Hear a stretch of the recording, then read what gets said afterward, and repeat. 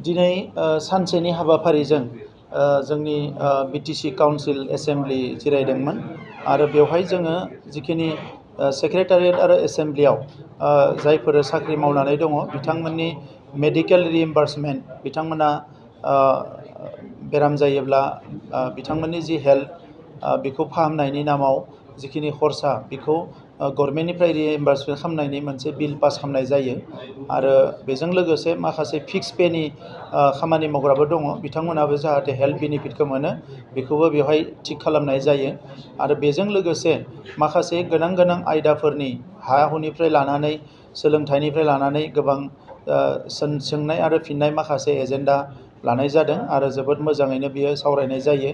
दा बेवहाय अपोजिसन बिथांमोना जोंनि जि सावरायनाय बेखौ नागारनानै थांदों आरो थांनाय बोसोरनै खावसे जाबाय बेवहाय बे समाव बिथांमोना मेक्सिमाम जोंनि जि सावरायनाय एबा जोंनि जि एसेम्ब्लि बेखौ बिथांमोना नागारनानै थाङो सावरायनायफ्राव जेरैबायदि गोसो होनांगौ बेबायदि होआ आरो बिथांमोननि जाय हेड हाग्रामा महिलारि बिथां प्राय 11 जोंहा सेसन जाबाय बे 11 सेसनाव बिथाङा खेबसेबो प्रेजेन्ट गैया आरो बिथांनि जि टीमनि मानसिफोर बिथांमोनाबो गोबां सेसनाव फैयो आरो थाङो फैयो आरो थाङो बिथांमोना खालि माखासे फिसा फिसौ अजद लाबोयो जि अजदफ्रानोखि कुनु जुक्ति गैया बेखौ लानानै माखासे खोथा बुंनानै बिथांमोना ओंखारलाङो।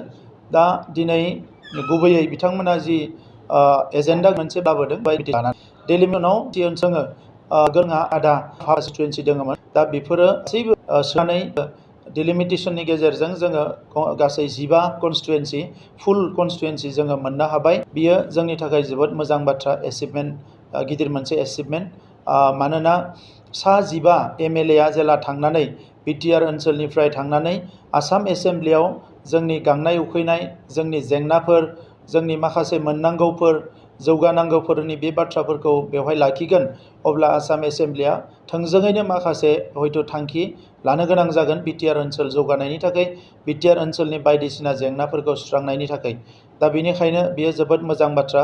दिनै जोंहा सा 8 इउपिपिएलनिफ्राय 7 आरो बिजेपिनिफ्राय सासे सा 8 जोंहा एमएलएफोर दङ बिथांमोनानो जोंनि गोबां जौगानायाव बिथांमोना खामानि मावनो हादों। दा बे हिसाबै फैबाय थानाय समाव जोंहा आरो एमएलएआ बांनाय लोगो लोगोनो गोबां खामानि मावनो हागोन। लकसभानि बेलायाव थांनाय ड्राफ्टआव क'क्राझारा जोंहा डि रिजार्भ जादोंमोन आरो मोननै पार्लियामेन्टारि सेगमेन्ट बेवहाय ड्राफ्टआव नुदोंमोन। दा नैबे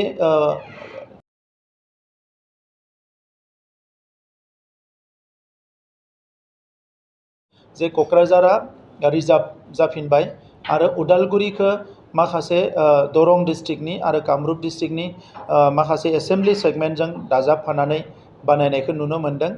जोङो बै समनिफ्रायनो दाबिबोदों जे उदालगुरि मोनसे लकसभा जाबावनांगौ जोङो बेखौ दाबिबोदों आरो दिनैबो बेखौ दाबि दैखांगोन जों अरायसम बेखौ बुंबाय थागोन मानोना बिटिसि ओनसोलाव मोननै लकसभा समष्टि जानायखौ जों बयबो हास्थायो आरो बिनि थाखायनो दिनै नुनो मोन्दों दुलाराय बर' फरायसा आफादनि दैदेननायाव अल पार्टी मिटिंबो लिंनाय जादों आरो बेवहाय माखासे थांखि लादों इलेक्सन कमिसननो मेम'रेन्डाम होनायनि थाखाय जोंनिफ्रायबो इउपिपिएल हान्जानिफ्रायबो जोङो दाबि दैखांदों इलेक्सन कमिसनखौ जोङो लोगो हमखांबाय। दा बेवहाय बिरोधिया जिबायदि खोथाफोरखौ बुंनो नागिरदों बेवहाय गोबां बेस दङ होननानै आं सानाखै खारन बेखौ खौसेयै मावलांनायनिसो बाथ्रा आरो नारसिनलांनायनि बाथ्रा मानोना बियो एसेम्ब्लि आरो काउन्सिलजों खोथा गैया इलेक्सन कमिसनासो बे खामानिखौ मावो आरो नोगोरारिफोरनि सुबिदा असुबिदा कनभिनियेन्ट इनकनभिनियेन्टखौ नायनानै खोनासंनानै इलेक्सन कमिसना डिसिसन लागोन। दा बेनिखायनो जि मोनसे हियारिं लानो थाखाय फैगोन बिथांमोना फैगौ 19-20 अक्ट'आव फैगोन होननानै मिथिदों। दा बेवहाय बयबो थांनानै 6 सिडिउल एरियानि जेंनाखौ बुंनायजों लोगोसे हियारिंआव बाहागो लानो मोनगोन बिथांमोना बयबो थांनानै खोथा बुंनो मोनगोन जोंबो बुंगोन बेवहाय आरो जों लुबैनाय बायदियै जों बेवहाय खालामनो थाखाय जोङो नारसिनगोन। दा बेवहाय दिनै जोङो नुनो मोन्दों बावैसो जों बयबो अजद दैखांनाय बायदियै जे जि मोनसे आगोलाव मंगलदै लकसभामोन उनाव ड्राफ्टआव दरं जाबाय। दा दिनै बेखौ बयबो बुंनाय लेखायै आसामनि केबिनेटआ दरं जायालासिनो बियो भैरबकुन्द जानांगौ होननानै बिथांमोना बेखौ प्रप'जेल पास खालामदों आरो इलेक्सन कमिसननो दैथायहरदों बेखौ जोङो मोजां मोनदों। आरो बेजों लोगोसे गबर्धना जि मोनसे मुं होदोंमोन गबर्धना समस्ति बेखौ बिथांमोना सोलायनानै मानास जानांगौ होननानै प्रप'जेल होदों। मानोना मानास हाग्राया मोनसे वर्ल्ड हेरिटेज, दा बियो जोबोद मोनसे इम्परटेन्ट मोनसे प्लेस। बिनिनो मुंजों जिहेतु समस्तिखौ बिथांमोना रिनेम खालामनांगौ एबा ड्राफ्टआव ओंखारनायखौ सोलायनानै गोदान मुं होनांगौ होननानै बुंदों। जों बेखौबो बाख्नायदों, बिथांमोना मोजां थांखि लादों। दा जोंहा मोनसेल' एजेन्डा थालांदों, बे जाबाय जेरैखि जाया उदालगुरि लकसभाया जाहाथे बिटिसि सिंनि थाखाय थख'यै मोनसे समस्ति जायो, जों बेखौ बयबो लुबैदों। आरो बिनि थाखायनो जोङो इलेक्सन कमिसनखौ जोङो नारसिनगोन।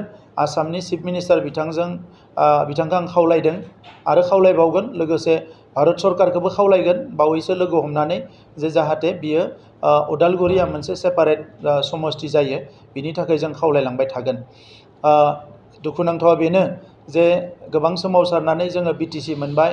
थांनाय 17 बोसोराव बिटिसिआव जेरैबायदि जौगानाय फैनांगौमोन बे जौगानायखौ बिथांमोना लाबोनो हायाखै। आरो आथिखालाव जोंनि सरकारनि दैदेननायाव सोलोंथाइनि बिथिङाव गुबुन गुबुन बिथिङाव नुनो मोनाखै।